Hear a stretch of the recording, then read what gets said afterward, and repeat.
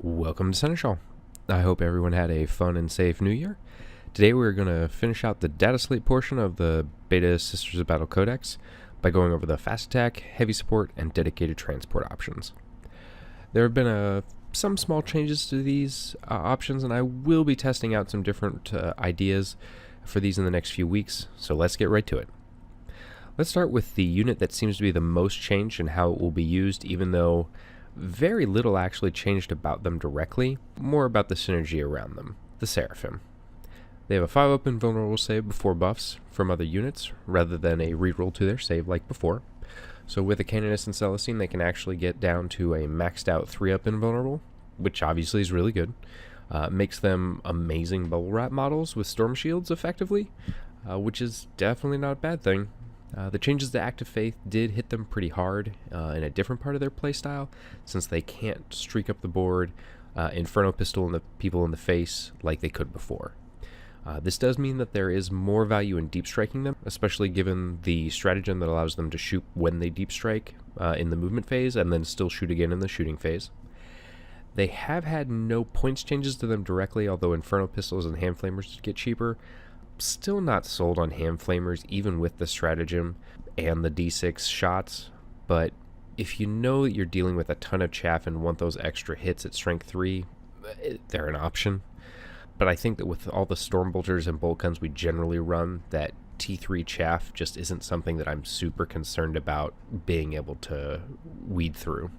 The odd part is that I still want to take Inferno Pistols, but with the 6-inch range you are pretty certain not to get within range until turn 3 with those 6-inch guns. Still, I like the Inferno Pistols, or honestly just doing mass bolt pistols by themselves rather than Hand Flamers.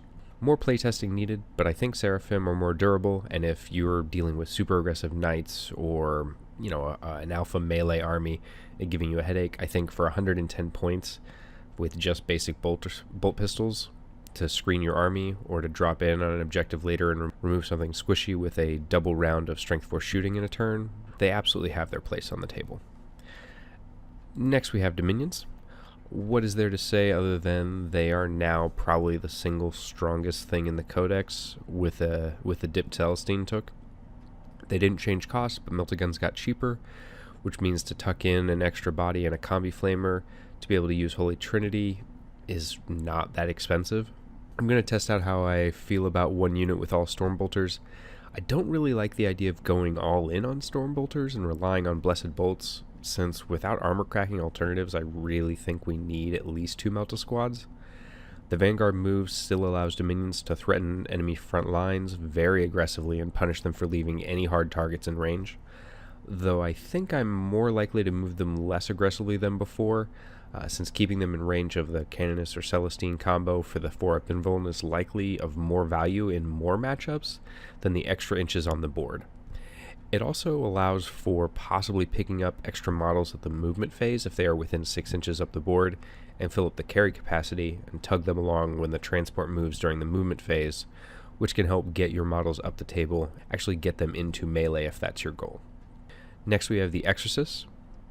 They dropped another 10 points from the previous price reduction, but even more importantly, they finally do D6 damage instead of the massively underwhelming D3. Still T8, 12 wounds. I think they have a place in the army now. I do wish they had more reliable shooting, or a rule like Lehman Russ's to shoot twice, or maybe an order conviction that allowed rerolls on random shots. Something like that to just mitigate a bad shot roll count, other than just a command point. If we attempt to build a classic gunline, I think 3 Exorcists and 3 Retributors with an Ebon Chalice Canonist to try and proc Vessel of the Emperor's Will to give the AoE +1 to hit in the shooting phase can be very strong. I will try that out at some point and see how it goes, though my fear is relying on one very expensive stratagem means we're going to exhaust our CP very quickly. That being said, I do think that can work really well. Just, it's going to be in specific matchups. Retributors lost stock in the Codex by losing the double shoot option. That being said, they're still cheap bodies to throw in the backfield and throw random pot shots. Significantly less impressive, but they also don't need to spend 120 points on a Magifier support to try and get the most out of them anymore. So you can just run the 3 units in a Canonist for 300 points flat. They aren't going to be super hard to remove from the table. They're still T3, but in cover, hopefully 2-up armor, they'll buy you more time to move other models up the board, or if left alone, they'll chip away and hold your backline objectives. I still don't love multi-melter retributors, even in repressors, due to the hitting on 4s, though it's something to try once or twice and see if in practice it works better than it does in my head. Lastly, we'll go over the dedicated transports. First, the Rhino. Tried and true, useful for getting your flagellants and repentia into combat. Benefits from the extra movement, active faith if you use Vessel, although I'm not sure how often I will, but it is there as an option. It also benefits from the improved invulnerable save and effective brazier, so it can deny with 2d6, assuming it's the same order. Granted, all the transports benefit from these, as they have the Shield of Faith rule, but the Rhino has that great 10 capacity and at a much cheaper price point than the others. Next we have the Immolator. Its weapons got cheaper to bring it more on par with the Repressor, though the Repressor is still just a better transport for models with guns, especially given the Immolator has a capacity of 6 rather than the 10 of the Rhino or the Repressor. It is a solid tank, but it doesn't feel like it has a unique position or a cost that benefits it enough to be taken over the other two options. And that pains me to say, because I love the Immolation Flamer weapon. Like, it's a fantastic and Sisters unique weapon, and I hope we see more of those kind of things coming into the full Codex in the Plastic Line release. Lastly, we have the Repressor, and honestly that could be considered the MVP of the entire Codex without even being in the Codex, because of fire points. They're just so valuable for Sisters to allow models to fire without unloading, being T3 out in the field to just get removed casually from the table. It is what makes Dominion so very good, because without that, they'd be good and aggressive, but they just die on the bottom of 1 or the top of 2. Just every single game, guaranteed. Interested to see if Forge World will be re-releasing it, or if Games Workshop will be making a plastic repressor kit come for the full model line release. Since the repressor hasn't changed since the index, all the same opinions from my original video still stand.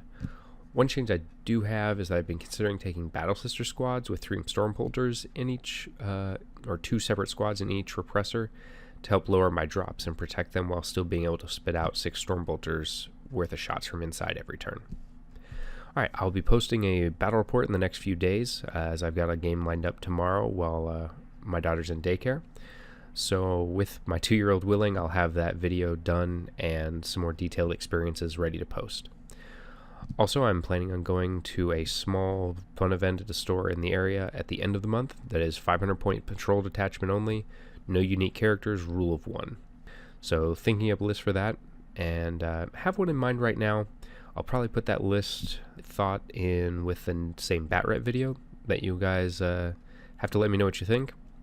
I hope you have a wonderful holiday and a new year, and getting back to the grind is going okay for you. Have fun wargaming. And as always, Ave Imperator.